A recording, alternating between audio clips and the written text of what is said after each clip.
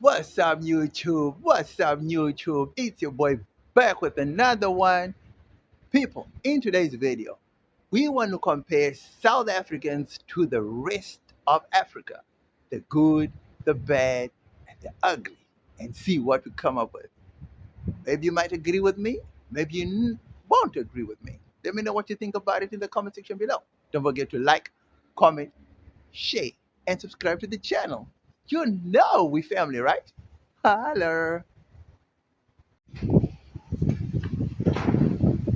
People, let us talk about a very important subject, right? I want to speak about the way, let's say, I want to compare South Africans to the rest of Africa, right? And I don't want to be specific. I don't want to label any country because I don't want to get accused in the comment section that I'm trying to trend or, I only use specific race groups and, or specific nationalities. And that's what I'm trying to avoid all that, right? People, a lot of flack gets thrown at South Africans, right? For being lazy, for being xenophobic, for being all these things, right? All the negativity. And in some cases, so gladly warranted. Definitely. I mean, there is a group of South Africans, there's a lot of South Africans who are anti-African, who are xenophobic. Not xenophobic. Xenophobic is a hatred of foreigners. There's a group, there's a lot of black South Africans who hate black South Africans. They do not hate white Africans. They do not hate white Europeans. They don't hate white foreigners. They don't hate tourists. They don't hate anything that looks different to them. No. The meaning of xenophobia is a hatred of foreigners. And by foreigners, we mean anything and everything that is not South African. It doesn't matter whether you're black, Chinese, Indian, whatever. It does not matter. But in South Africa, we have Afrophobia, anti-blackness. You only hate other black people. And that is a problem. So a lot of us know people who hate black foreigners. But when it comes to white people that are also foreign, that also don't have documents, that also don't have an ID, that are also here illegally, then it's crickets, quietness. It's nothing. Oh, they white. Oh, they tourists. Oh, man, no. Okay, so let's compare the good, the bad, and the ugly, right? When it comes to foreigners and South Africans. When I say foreigners, I mean the black South Africans in the job market, really. People, why do companies prefer to hire foreigners than South Africans? One, let's look at the myths or truths, right? And let's try and debunk them. Number one, first thing that comes up all the time is South Africans are very lazy. Now, obviously, this does not apply to every South African because not every South African is lazy. Because if every South African was lazy, then every South African would be sitting at home or every South African would be loitering on the streets. But that isn't the case. There are hard-working South Africans. So let's start. So South Africans are lazy. On average, I can believe that based on what I've seen. Now, I can only talk about my experiences, right? And what I've also heard online or read online or seen online, right? So I work in the retail space, right? And you have your 8 or your 9 to 5, which normally start at 8 o'clock and you leave at 5 o'clock, right? By quarter to 5, guys, your shift is from 8 to 5. But quarter to 5, people are already heading, making a beeline to the changing rooms, right? 10 to 5, some people are already waiting at the punching machine where you go and punch out, the scanning machine, where you use your finger, where you sign out, whatever. Guys, um, I haven't seen, I haven't seen a foreigner leave work 15 to 20 minutes earlier than what the shift says. I mean, fair enough, you're still on the property, you're still at work. But the fact of the matter is, you left your station, your workplace, your actual desk, or your kitchen, or your table, or your whatever, at 22:45, because you need time to go and change, and then you go and sit at the punching machine, you go and sit at the scanning machine to clock out, at the clocking machine to go and clock out. I mean, people, let's be realistic. If you are an employer, will you employ such people? That's one. Number two, Mondays. Oh my goodness. Oh my goodness. South Africa just rather not even count Monday as a work day. They should just extend it to a weekend and make people start work on a Tuesday. People, most companies like in retail will tell you the Mondays is a problem because people are drunk. I mean, people can't come to work because they are still drunk. Not hungover, drunk. Guys, Mondays is an issue. Okay, I've never seen a foreigner saying they can't come to work because they're drunk. I'm saying I haven't seen it. I'm not saying there isn't, but I'm saying I haven't seen it personally, right? In my spaces of work. I'm telling you of my experience, right? Number three, sure, paydays. Paydays are like the biggest issue, guys. Once people get paid on a payday, trust, they're not coming to work. They are not coming to work because they got money. Some people even come back to work only when the money runs out. Sometimes it's 3-4 days out of work with no doctor's note, nothing. Okay, do the foreigners do that? I'm not saying they don't. Have you seen it? Please let me know your stories, because in my spaces of work, I haven't seen it. Guys, I know of foreigners that haven't taken a day off work. Never taken a day off, wasn't sick, wasn't nothing. On time, gets to work before the time starts, leaves work after his allocated time. I'm not saying there are no South Africans that don't do that. I myself used to do that.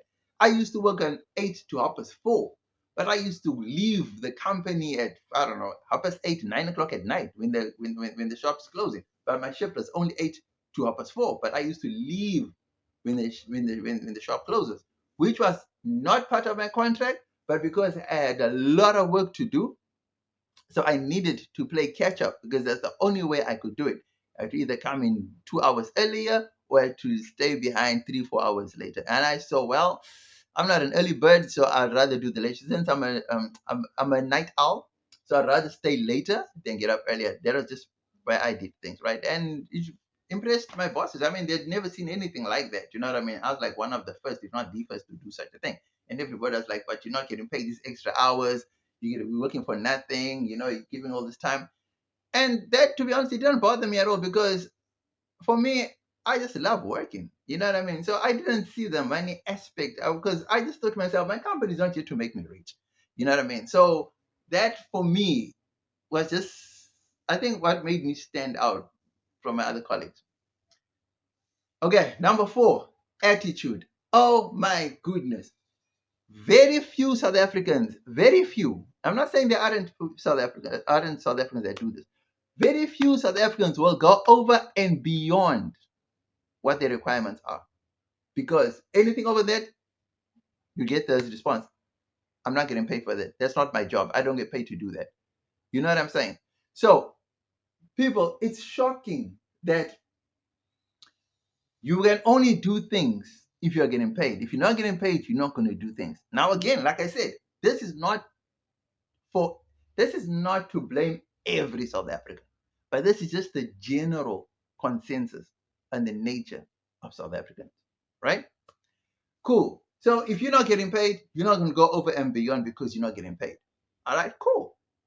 I've seen foreigners that don't even work at a company that are willing to work and do what you ever call a piece job. They're willing to help out for nothing because they see this person struggling or doing something like that. And you understand what I'm saying? You don't even work there. You understand what I'm saying? So in the retail space, if you know how retail works, you people will know that there are people that work directly for the retail store, and then there are people that work for the what we call merchandisers, right? It's the people that work for the supplier companies, right? So imagine you work for a retail store directly, you're employed directly by the retail store. Let's just say you work for ShopRite, right? ShopRite is like the most, or ShopRite or Woolies, whichever one you fall under, whichever you choose to. Imagine you work at Woolies. Your manager asks you to stay behind and to just help out. Or he knows your time is up, but he needs you just to help carry this thing an extra 30 minutes or so. And you're like, no, thank you, I won't, because am I getting paid for it? No, I'm not getting paid. No, I can't do it. Sorry. Then the merchandiser offers to say, okay, no, I'll do it. Don't worry, don't stress, I'll do it. Guys, who's to blame then? Do you see why an employer would rather choose someone else who is not South African? Or do you still agree that that is the way to go? People, mannerisms. Ah, my goodness. I don't know if we are influenced by Western culture, by hip hop music. I don't know if you're influenced by the Americans, by this whole nigger lifestyle. Man, people, I have never in my life seen young boys sitting in a bus and not stand up for even a pregnant woman. Never seen that in my life. Never. Never. But guess what?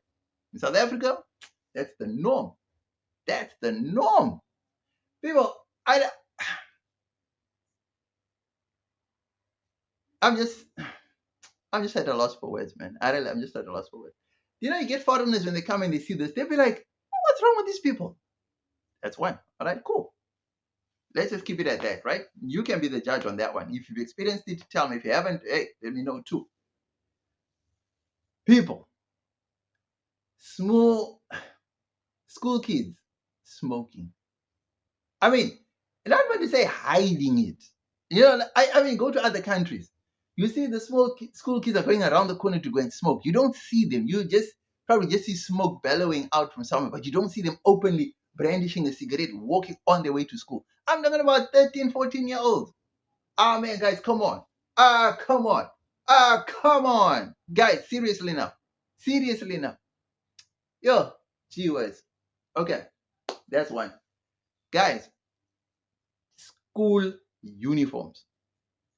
As a parent, a South African parent, you let your child go out with a skirt that is 3 centimeters long. And I'm talking from the waist down. 3 centimeters. And you're okay with that as a parent. And as a South African parent. And you're going to defend your child going to school with stockings and makeup and long nails and everything, looking like she's going to work. Doesn't even carry a school bag, carries a work bag, puts her books in a work bag. And as a South African parent, you are okay with this? Are you like serious now? Yeah. Okay, fine. It's our culture. It's the way we do things. Is that real? Is that normal? Are you telling me that now we are friends with our children now? Is that the way it works in South Africa? Is that the South African culture now? Either you're going to school or you're going to work. Your child is going to school. She's got to have braids. She's got to have eyelashes. She's got to have long nails. She's got to have this, that, and the other. Like, is she competing with the working people now? Because you can't tell if she's going to school or she's going to work now. But it's okay with the South African parents. Hey, she's going to school. She's my child. I promise you, I'm not saying there aren't foreign kids that do this in South Africa now. I'm not saying that. If they're influenced by the South African culture, so be it.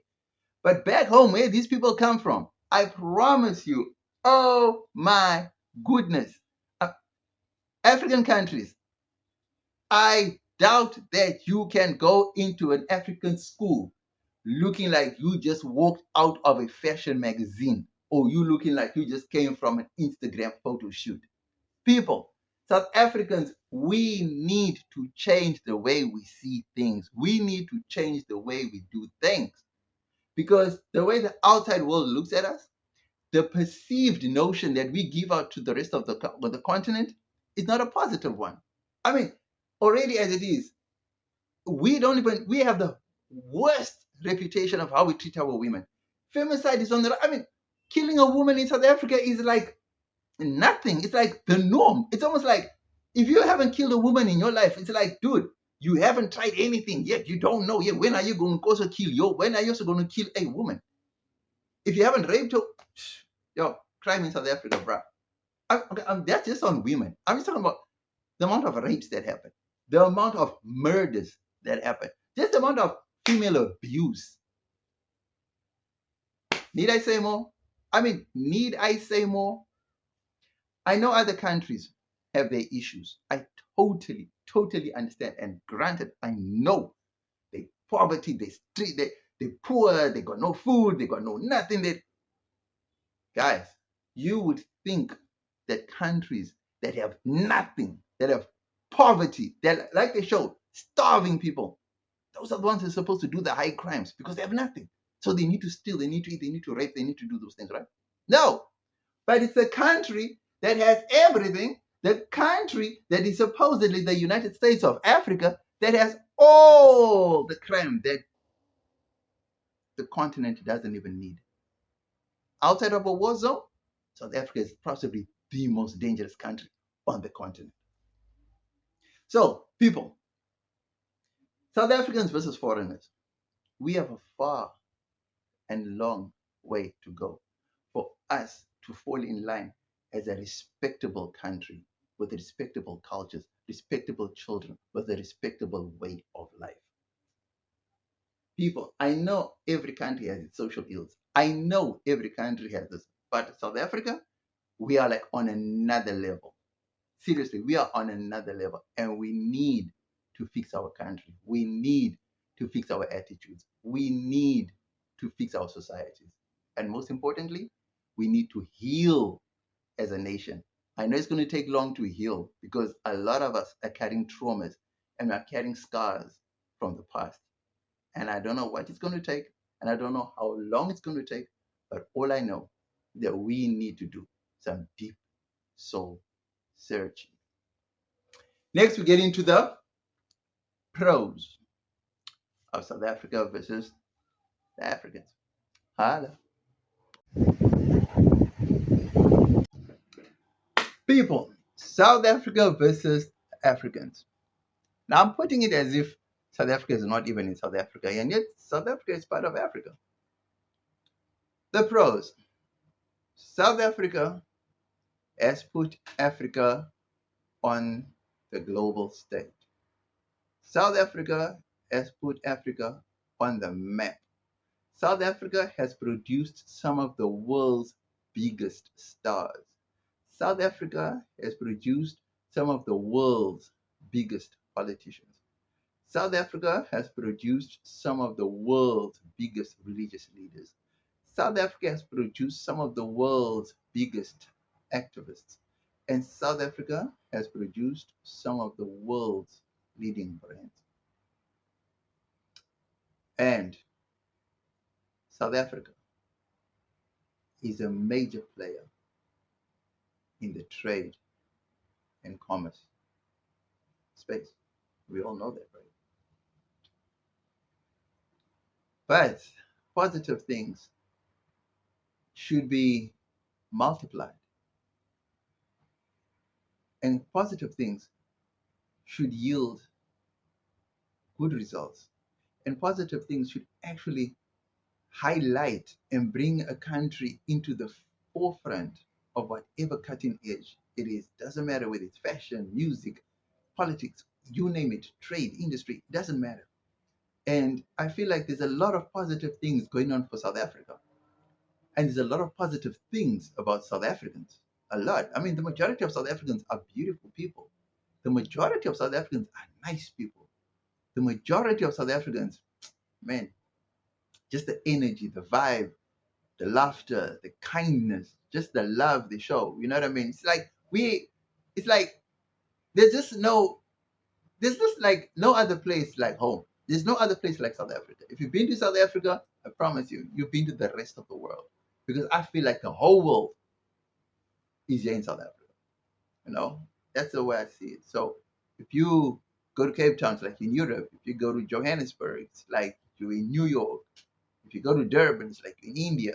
You know, if you go to Limpopo, it's like you are in the rest of Africa. You know what I mean? So basically, we got the whole globe covered. You know what I mean? So we don't really need to go anywhere. And just the energy, the love, the weather, everything is just great about South Africa. You know what I mean? And we do get hard-working South Africans. And I just love the fact that even employers, they just get to experience the good, hard-working South Africans that actually contribute positively to the economy. And that's a beautiful thing. You know what I mean? And let's keep the positivity going. That's what I got to say. You know what I mean? Next, we get into the negative aspects of South Africa versus the Africans. People, the negative things about South Africans. Oh my goodness. Firstly, let's start with the xenophobia. Second, let's start with the crime. Thirdly, let's start the lynching. People, I'm not saying other countries don't do this, but the mere fact that yeah, I don't know how to start with this, guys. It's mind-boggling to me that this is the first time I see people who are quick to want to burn people alive. I don't understand that I don't understand that logic. Someone stole a car. Okay, someone, you want to burn him. Someone with no paper, someone is a foreigner, someone, you want to burn him. Someone, you want to burn him. Someone stole a sweet, you want to burn him. Someone, where do we get this? Where? Okay, that's one. Two, why? Why do we have to kill women? Why? Why do we have to kidnap, kill women? Why do we have to rape women? I mean, where does this culture come? Whoa, people, where? Just where? Where? How? Where? Thirdly, xenophobia. How do you hate someone just for that person not being a South African? I mean, how? I don't care if the person got no papers. I don't care if the person got... How can you just hate someone for not being South African? You don't even like it when you are racially discriminated against by white people because of the color of your skin. Black people hate it when white people do a whole lot of this whole racial thing, right? Which is fair, which is right. We have to point it out. But why then do you not do the same when you see white people, but you are quick to do it to other Africans or other black people? Why? That is my whole point. Understand what I'm saying? So let's not be one-sided. Let's be fair and honest and treat each and every individual the same. Documents or not, a person is still a human being. That person still needs to provide a living for themselves.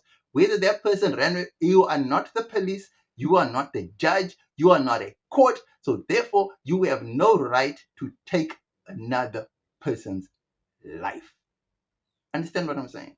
And that's all I have to say on this, because guys, the negative press that we get because of a few rotten apples is not fair on us. Because when the rest of us have to travel into the continent, guess what? We are labeled the same as those few rotten apples. And it's totally unfair to us. So keep your stupid, closed, narrow-minded, negative, teeny-weeny brain to yourself and to your family, and keep it in your household. Do not spread it in the community. We don't need cancerous people. We don't need venomous people to come with the negativity and spread it among the good apples. Let me know what you think about this video in the comment section below. Was I on the money or did I totally miss it with this one? Don't forget to like, comment, share, and subscribe to the channel. You know we family, right? Holla!